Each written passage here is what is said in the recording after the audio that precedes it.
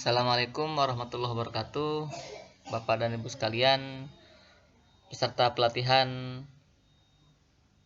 penyusunan perangkat ajar dan asesmen diagnostik pada kurikulum Merdeka yang berbahagia. Kita akan selanjutnya membahas mengenai materi yang kedua, yaitu karakteristik dari kurikulum Merdeka, yang mana karakteristik ini menjadikan kurikulum Merdeka ini berbeda dengan kurikulum-kurikulum yang sebelumnya dan berbeda juga dengan kurikulum 2013, yang mana pada prinsipnya kurikulum ini adalah pembelajaran itu mempertimbangkan tahap perkembangan seperti itu ya, lalu bagaimana proses pembelajaran sepanjang hayat, kompetensi, relevansi, dan orientasinya kepada masa depan. Itu adalah prinsip-prinsipnya. Lalu bagaimana dengan karakteristiknya, itu akan kita bahas pada pertemuan kali ini bersama saya, Syahid Agus Nur Hamid.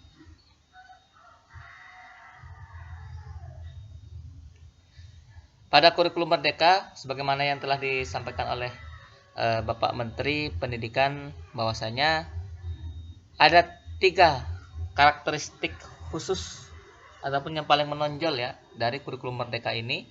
Yang pertama adalah fokus pada materi esensial, lalu fleksibel, dan materi yang amat beragam. Ini nantinya tentunya berkaitan dengan bagaimana karakteristik siswa, bagaimana kesiapan siswa, lalu sekolah. Begitu juga dengan apa budaya lokal ataupun potensi yang ingin dikembangkan dari pembelajaran tersebut. Yang pertama adalah fokus pada materi yang esensial. Dalam hal ini, peserta didik tidak dibebankan dengan kompetensi atau mapel yang mungkin kurang diminati seperti itu ya. Artinya, peserta didik diminta untuk memilih materi yang esensial dan sesuai dengan minat serta bakatnya. Apa tujuannya? Ini tentunya agar guru memiliki waktu yang lebih banyak menerapkan model pembelajaran yang interaktif, sehingga siswa itu dapat berinteraksi secara maksimal karena sesuai dengan minatnya, sehingga ada pilihan ya. Dapat dilihat juga nanti dalam asesmen bagaimana minat siswa, tingkat kemampuannya seperti apa, seperti itu. Dalam hal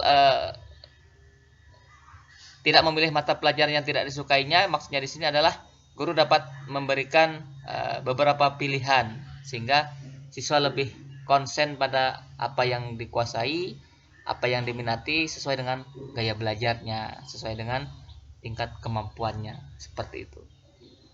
Dalam hal ini juga jika materi yang diajarkan ini esensial, maka guru dapat membimbing siswa itu dengan lebih optimal, misalnya dalam asesmennya, sehingga guru dapat mengetahui nantinya kemampuan masing-masing siswa dan memahami apa sih kebutuhan belajarnya, sehingga siswa akan tertarik dan memang berkembang sesuai dengan karakteristiknya masing-masing. Disinilah salah satu yang menunjang nantinya untuk pembelajaran berdiferensiasi. Bagaimana pembelajaran itu berbeda ya, sesuai dengan tingkat ataupun jenjang-jenjang para peserta didik atau siswa. Yang kedua, adanya fleksibilitas yang cukup tinggi dalam kurikulum Merdeka ini, sehingga sesuai dengan namanya, siswa lebih merdeka, sekolah lebih merdeka dalam melaksanakan kegiatan pembelajaran. Kompetensinya juga ditetapkan itu tidak lagi setiap tahun seperti itu ya. Sekarang sudah ada fase-fasenya, seperti fase A, fase B, fase C kalau di jenjang sekolah dasar ya. Ada juga fase D dan seterusnya. Nah, tujuannya adalah bagaimana guru lebih leluasa merancang alur pembelajaran. Serta tujuannya juga di sini peserta didik itu tidak dituntut untuk mendapatkan nilai yang harus memuaskan terus seperti itu. Tetapi bagaimana mereka dituntut untuk berproses. Berproses di sini bagaimana mereka dapat memahami makna yang belajar yang sesuai, serta nantinya tumbuh keterampilan-keterampilan lain yang tidak hanya kognitif seperti itu. Misalnya kemampuan, keterampilan, skill-skill berkomunikasi, kemampuan berinteraksi dengan sesama, kemampuan berbahasa, lalu kemampuan-kemampuan lain yang memang sepertinya akan menonjol pada peserta didik. Sehingga guru dapat melakukan pembelajaran yang berdiferensiasi karena kemampuan anak-anak itu berbeda-beda, sehingga fleksibilitasnya sangat mungkin untuk dilakukan ya. Anak yang suka matematik, bagaimana bahasa kita mungkin kita maksimalkan menggunakan bahasa-bahasa matematik, lalu ungkapan-ungkapan seperti penyampaian menggunakan istilah panjang, lebar gitu ya, tinggi, jarak dan sebagainya, itu kita bisa bahasakan sehari-hari untuk mempermudah dia yang mungkin berkesulitan dalam menyimak materi seperti itu. Lalu anak yang cenderung mungkin berbahasa, kita beri kesempatan untuk mungkin menulis atau menyampaikan gagasan di depan teman-temannya, bercerita, membacakan dongeng, berkesempatan membaca puisi, sehingga fleksibel sekali disesuaikan dengan kemampuan yang dimiliki oleh masing-masing para peserta didik.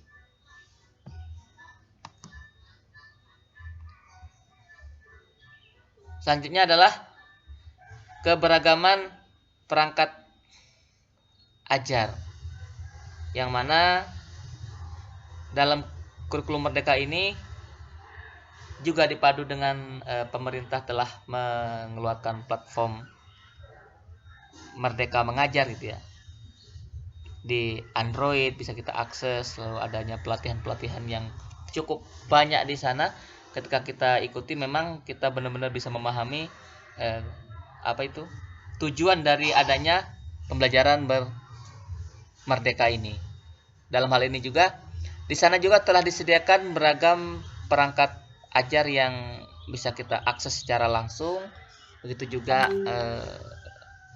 bagaimana dari rekan-rekan membagikan praktik baiknya dalam kurikulum Merdeka, berbagai macam materi, asesmen, bahkan ice breaking dan segala macam hal-hal yang dibutuhkan itu dapat kita akses secara lebih beragam. Jadi tidak terlalu terfokus pada buku ajar seperti itu ya. Walaupun buku ajar juga telah disediakan juga, dapat kita sediakan, tapi ada banyak hal lainnya juga yang memang telah dipersiapkan oleh pemerintah, dan ini memacu kita untuk memang melek secara digital gitu ya. Ada hal yang sangat maksimal, ini contoh-contoh yang telah disajikan baik melalui platform Merdeka Mengajar ataupun dari YouTube atau dari Kemdikbud dan lain sebagainya. Mengapa itu tidak kita maksimalkan? Banyak sekali contoh-contoh yang bisa kita akses, sehingga perangkat ajarnya cukup beragam.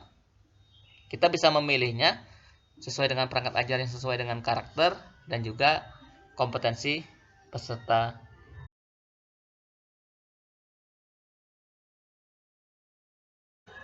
Bapak dan Ibu sekalian yang berbahagia, dalam hal ini tentunya peserta didik memiliki kepercayaan diri yang tinggi, memiliki keterlibatan dalam proses pembelajaran lebih intens gitu, dan juga lebih interaktif, karena memang pembelajarannya fleksibel, lalu sesuai dengan karakteristik dari siswa seperti itu ya. Juga lebih kepada materi-materi yang esensial, yang penting, yang diminati oleh peserta didik. Lalu materi yang memang tidak begitu ia kuasai, bisa ada pilihan sesuai dengan keminatan bahasanya kalau di jenjang yang lebih tinggi ya. Tapi di sini lebih sesuai pada potensi apa sih yang dimiliki oleh peserta didik tersebut. Sehingga rasa merdeka dalam belajar itu terlahir, dan di sana akan menimbulkan motivasi karena pembelajaran itu mudah menurutnya gitu ya. Tetapi bukan mudah dalam hal ini siswa bisa memilih yang mudah-mudah saja tanpa ada tanggung jawab di sana. Tetapi bagaimana guru melihat bagaimana siswa tersebut berproses dalam belajarnya, dan berkembanglah sikap positif yang nantinya melahirkan kemampuan berbahasa, berkomunikasi, tanggung jawab, rasa senang, dan selain daripada intelijensi yang ia miliki, dia memiliki soft skill ataupun karakteristiknya yang positif, yang nantinya juga akan bermuara pada profil pelajar Pancasila. Dalam kurikulum Merdeka juga, pembelajaran lebih berfokus pada pemerolehan pengetahuan itu melalui percobaan atau praktik. Istilahnya learning by doing gitu ya. Siswa tidak hanya sekedar menghafal, tetapi ikut terlibat dalam mengamati suatu fenomena tentang suatu konsep. Ada proses pembelajaran berbasis proyek, pembelajaran berbasis problem atau problem based learning gitu ya, ataupun inquiry. Nah, pembelajaran inilah yang akan menjadikan anak belajar lebih bermakna karena menemukan sesuatu, membuat sesuatu, dan menyelesaikan permasalahan yang memang permasalahan tersebut bisa kita sajikan dekat dengan peristiwa sehari-hari siswa ya. Mungkin masalah sampah, lalu masalah polusi, selanjutnya mungkin masalah gizi yang bagaimana yang sebaiknya dikonsumsi, dan hal-hal lain yang memang bermakna bagi peserta didik dan sesuai dengan pembelajaran dia sehari-hari, sehingga ini akan menumbuhkan keterampilan berproyek gitu ya, membuat sesuatu, dan karakter yang positif diharapkan tumbuh dari peserta didik kita.